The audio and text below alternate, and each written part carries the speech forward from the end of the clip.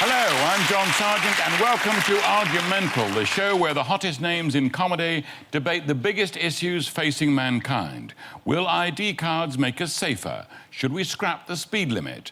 And what's Russell Brand got that I haven't?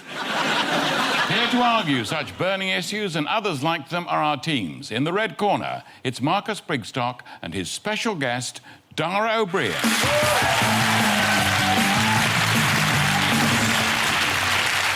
And joining Rufus Hound in the blue corner, please welcome Chris Addison.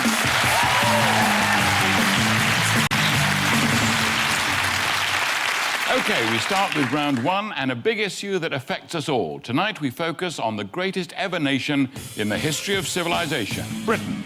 The pound's falling, unemployment's rising, and the credit crunch has destroyed more businesses than a whole series of Dragon's Den. Our once bustling high streets are lined with boarded-up shops, and the only boom is the sound of the wrecking ball knocking down Woolworths. The UK economy is now officially receding quicker than Jude Law's hairline. It's all doom and gloom, or is it? Because the issue I want the teams to argue is this: Britain will bounce back better than ever. Up first and supporting the statement for the red team, it's Marcus Brigstocke. That's what Britain's like. Ladies and gentlemen, Britain will bounce back. Of course it'll bounce back. It's the nature of what we do and who we are. And anybody who gets up here and tries to tell you that we don't have it in us is defying you.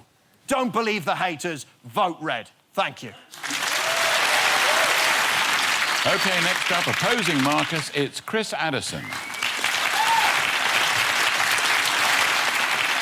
Britain will not bounce back, ladies and gentlemen, because Britain cannot bounce back. Because, unlike what my colleague here says, we do not want to bounce back. Britain is not a bouncy nation, as Marcus says. That's the Americans. They're the bouncy nation, wobbly, really, technically speaking, if you punch them or shake them or just surprise them. You know, that's what they're like. We don't want to bounce back. We like wallowing. We love to wallow in our own misery for decades. This is the country that has defined itself on the Blitz spirit. Our grandparents went on and on about how great it was when nobody had any food and they were all miserable and they didn't have anything. They had to draw up the back of their legs with powdered egg or something. I wasn't really listening.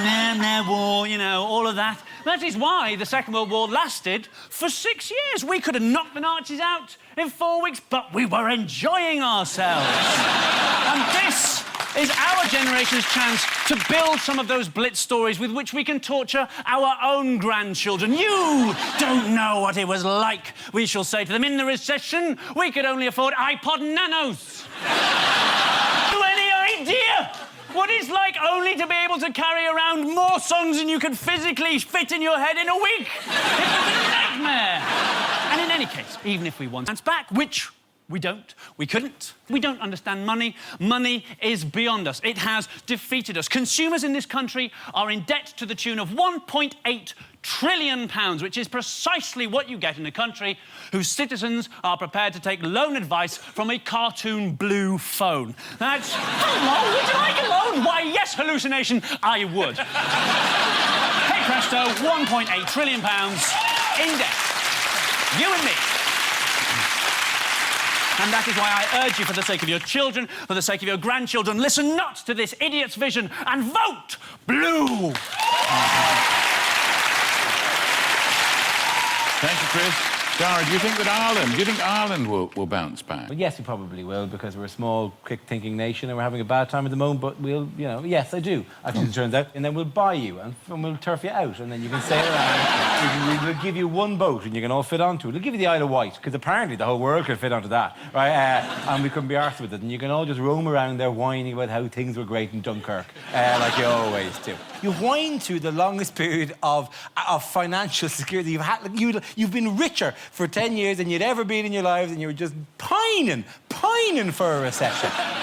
It's very convincing when someone like Chris Addison gets up, does a fantastic job of convincing you to give up. That there's no point, ladies and gentlemen, but don't give in. No, I'll tell you exactly why. Because in this country, we do have a history of moaning. But you listen to anybody, go to the post office tomorrow and listen to an old person moan and hear what happens at the end. They They cannot leave it on a down note. Every single one.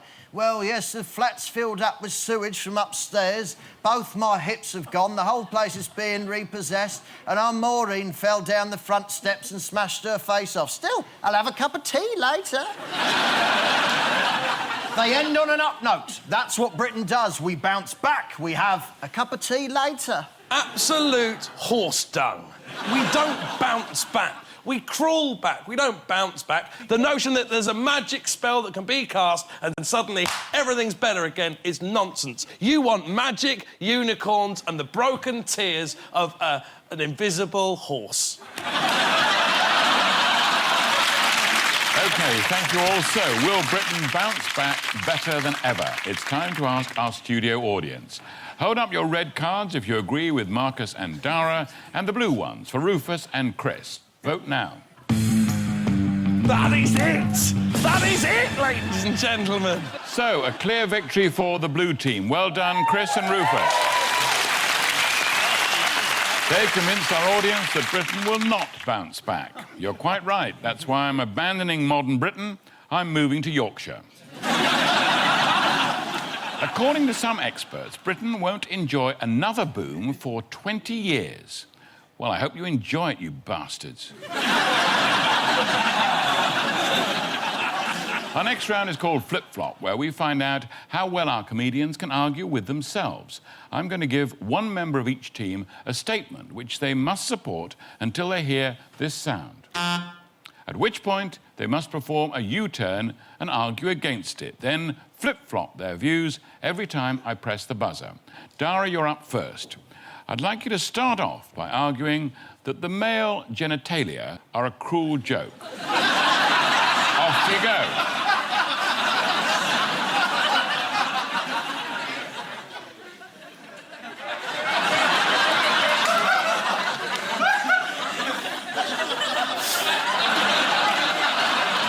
Ladies and gentlemen, the male genitalia are, in fact, a cruel joke. Now, I'm presuming relatively few of you have seen my cock. But were I to offer it as evidence, and in fact, all of the little bag of joy that surrounds it, were I to offer all of that up to you as evidence, it would be hideously obvious that this is what it is. We have been delivered onto just this ridiculous, little shy, wormy rope thing hiding in the undergrowth, staring out, meek and unimpressive. But when it rises, when it takes wings, ladies and gentlemen, and stretches to its full massive length, then like a weapon, like a tower, like a pyramid, a chimney stack staring down upon you, then, ladies and gentlemen, you feel its wrath. But that happens all too rarely.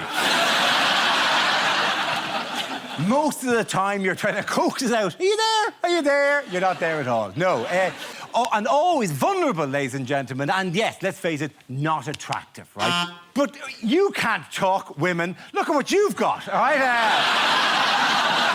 You think ours looks okay? At least it's there to see instead of where the hell is it? Oh, Jesus, that's what I made all the effort for. I don't think so. But at least yours is mysterious and secluded, and its pleasures are given up more, different. Why am I even... No, why is this round called flip-flop when I'm discussing my cock? Why do I have to do that? Worse when you're a big man, by the way. This is the worst. If you're 6'4", really anything, even your normal one, on me, terribly small. But that's why you have to have, honestly, massive, And by the way, size 13 feet. Size 13 feet, ladies and gentlemen. Not a good thing, as it turns out, because...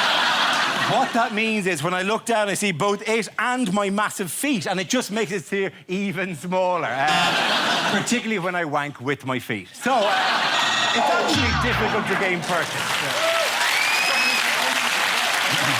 Thank you, Dara. A leading churchman recently expressed dismay at the growing use of male nudity in the media. Personally, I think he's wrong, but I'm not going to bash the bishop on national television.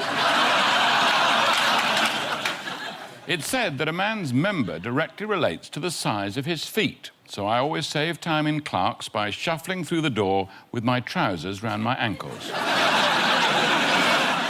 OK, Rufus, you're up next. I'd like you to begin by arguing that political correctness is a good thing. Off you go. Political correctness is a good thing, ladies and gentlemen. It's the system by which we can police idiots. We look at the idiots and we say things like, don't say that. And they say, why not? And we say, because it's not right. In this way, they learn to stop being idiots. But they don't really learn. They just form small clubs where they exchange politically incorrect ideas with one another. I was reading in the Daily Mail only yesterday that we should love one another. If you're a twat.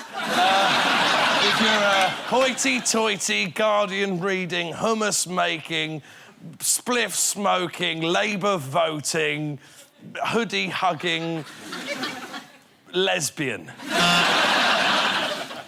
All of my friends are hoity-toity, hummus-munching, observer, spliffy lesbians. But because I only have one friend, and that friend is KD Lang. Thank you. Well done, Rufus. Community Secretary Hazel Blears said recently that we're all too worried about political correctness. If you don't know which one Hazel Blears is, she's the ugly ginger one with a fat ass.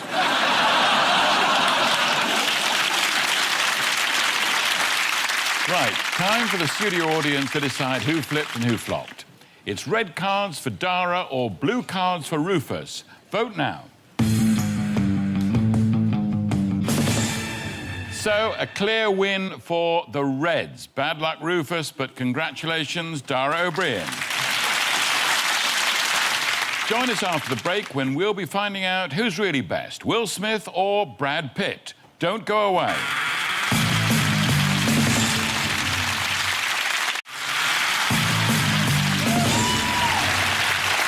Welcome back to Argumental, the show with more crossed wires than a Thunderbird's orgy.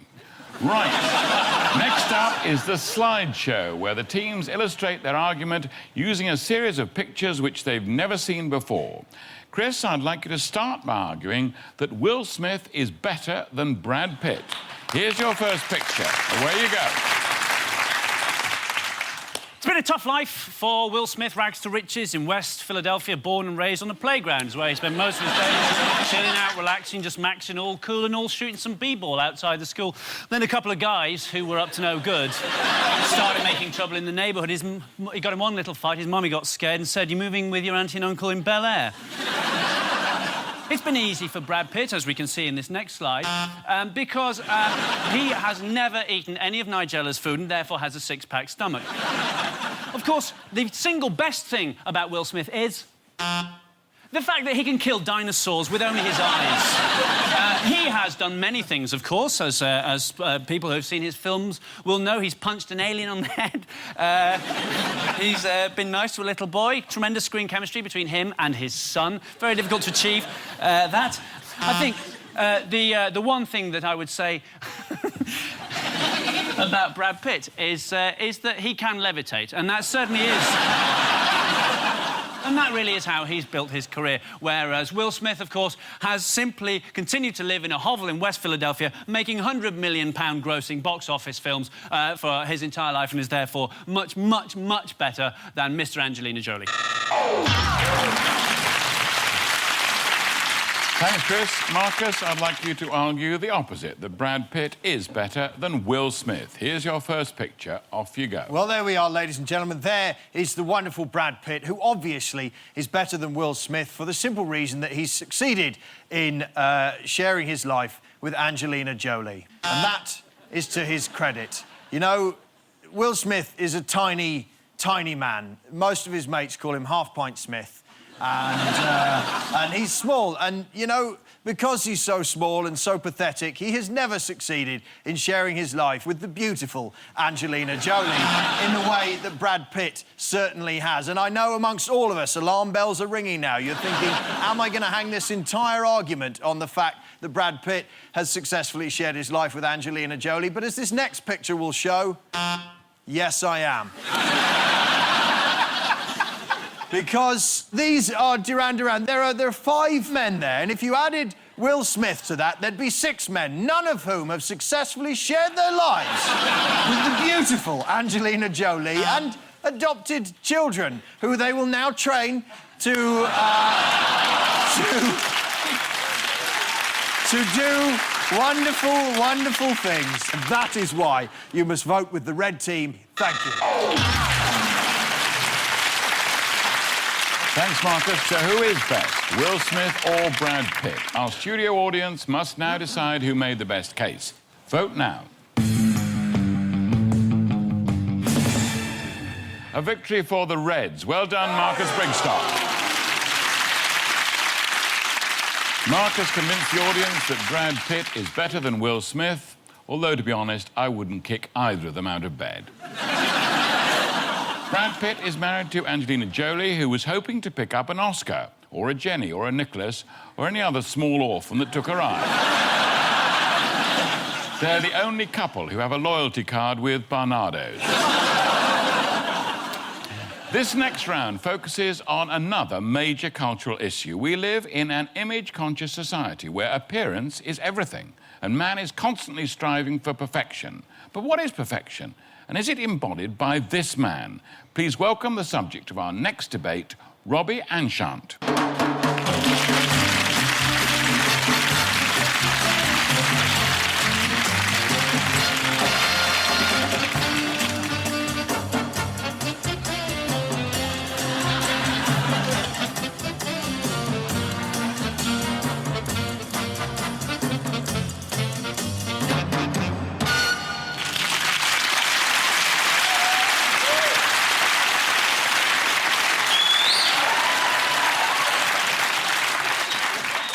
Rufus and Dara, you're up for this one. Dara first, and the topic I'd like you to argue is bodybuilders look fabulous. So far, ladies and gentlemen, on tonight's show, we have argued... So far tonight, ladies and gentlemen, on this show... Oh, wow, that's... It's like if I squeeze you, go... Boom.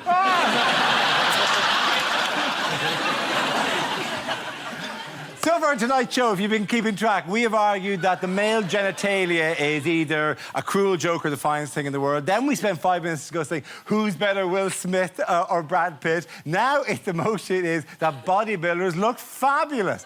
When did this turn into the gayest show on television?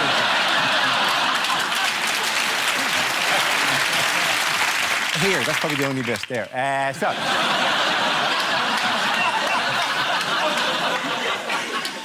Could you break me like a twig? Before I say anything at all, right? Could you actually... You could. OK, let's just get that cleared up, will we? Oh! OK.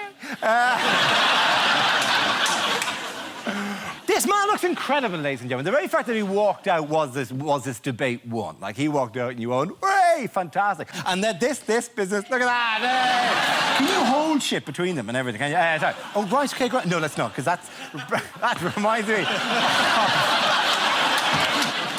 That reminds me of a hell of a weekend I once had. I'm giddy because he's here, right? So, that's what fabulousness will do to you. Look at this. He is your potential. You could do this, ladies and gentlemen. You don't have to do it because he's done it and there you've seen what it looks like, and it saves you a lot of time working on just that, right? Which is how they do it. Isn't it like one muscle at a time? You pick a thing and you go, right, that one, I'm going to go, yeah. You're going to go, well, it only normally works my eyebrows, this muscle, but if I really put the effort in, I can make it 4 foot wide, right?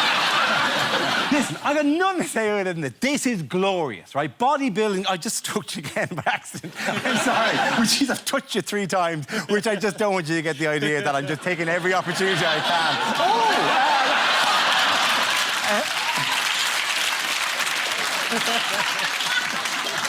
I'm going to do this one more time. Zip. Right. He's an entirely frictionless man. If you...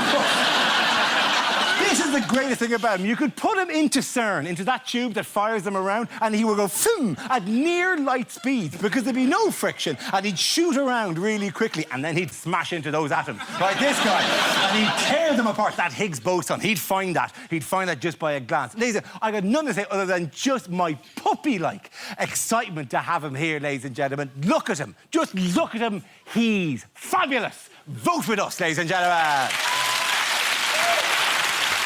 Thanks, Dara. Rufus, now it's your turn to oppose the statement and tell us us that bodybuilders don't look fabulous at all. Good luck. Don't be swung by Dara's own homoerotic jubilation at having this man here. Look at this man, this poor, feeble-minded wretch who is labouring under the misapprehension that we still live in the Dark Ages. Because there was a time when the survival of your family depended on looking like this and being able to fight off bears and Vikings. Were we in 1100 AD, this man would look fabulous. But we are not. We live in a Viking-free age of lockable houses and community support officers. A safe time. So the quest to look like this can be born out of one thing and one thing alone. Vanity. What we're looking at here is a vain man. A man so narcissistic that all he really wants to be doing right now is looking in the mirror and playing with himself. The tragedy, ladies and gentlemen, is thanks to the freakishly bulbous nature of his arms and shrunken penis that he cannot reach. Which is actually just as well, because not knowing his own strength, were he ever to grab a handful of penis, he'd wrench it away from the moorings like an angry bear at a sausagey barbecue.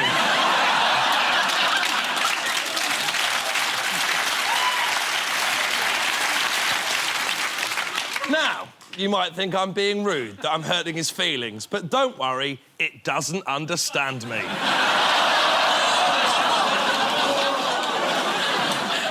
This is because, whilst we were all at school learning to read, write and speak, he was in the school field with the PE teacher getting what he was told was a protein shake.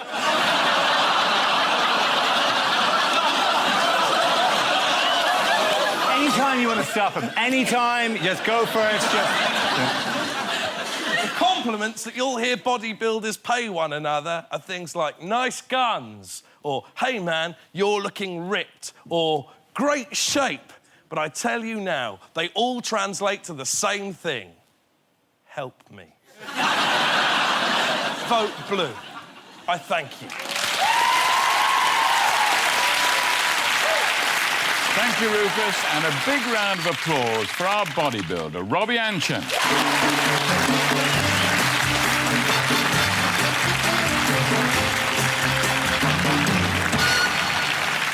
Marcus and Chris, would you care to flex your argumental muscles? I'm very tempted to weigh in on this, but I know something that Rufus doesn't, which is that he's sharing a dressing room with Robbie. But I'll tell you why I'm not scared. It's because you know as well as I do, these are TV dressing rooms. In any TV dressing room, there's a minimum of 4 mirrors. Oh, sure, he'll see me and start coming towards me, but then he'll catch a glimpse of himself. Hello.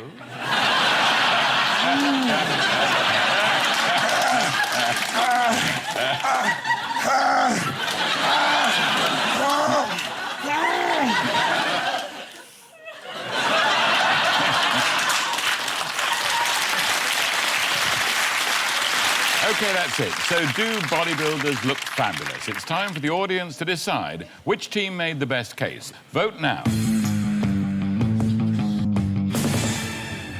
A clear win for the blue team. Well done, Rufus and Chris. Thank you very much. Really? They've convinced the audience that bodybuilders do not look fabulous. There are many advantages to being a bodybuilder. You're physically fit, you can lift heavy weights, and you can fit your genitals in a thimble. So the scores then at the end of that round are Marcus and Dara 2, Rufus and Chris 2. Time now for the final round and a last chance for our teams to show just how argumental they really are. I'm going to show them a series of images. All they have to do is suggest an argument to go with them. OK, here's your first one.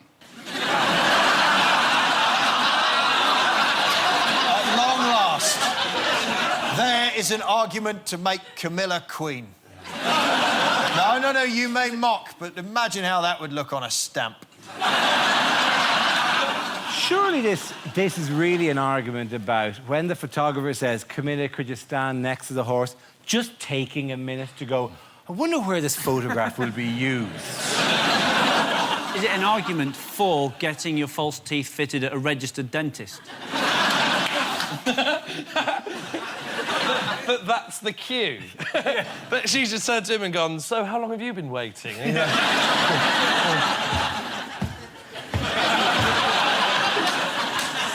Next picture. Is this an argument for sticking to the way that we currently get the lottery numbers? This isn't an argument, but is this what Carol Thatcher did after the One Show? I'm not sure. I think it's definitely an argument against looking under Ulrika Johnson's stairs.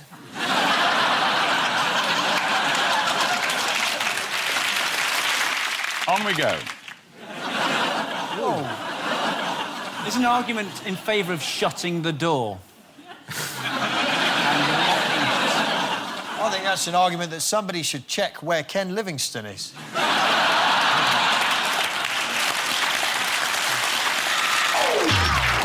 OK, that's it. So, for the final time, it's down to our studio audience to decide who made the best case. Vote now.